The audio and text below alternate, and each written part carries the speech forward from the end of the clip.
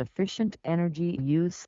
Efficient energy use, sometimes simply called energy efficiency, is the goal to reduce the amount of energy required to provide products and services.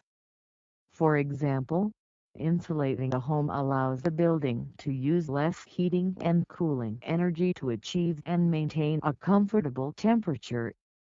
Installing LED lighting, fluorescent lighting, or natural skylight windows reduces the amount of energy required to attain the same level of illumination compared to using traditional incandescent light bulbs.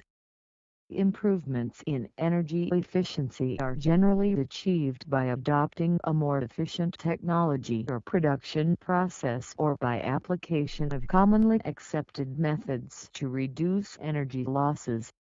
There are many motivations to improve energy efficiency. Reducing energy use reduces energy costs and may result in a financial cost saving to consumers if the energy savings offset any additional costs of implementing an energy-efficient technology. Reducing energy use is also seen as a solution to the problem of reducing greenhouse gas emissions.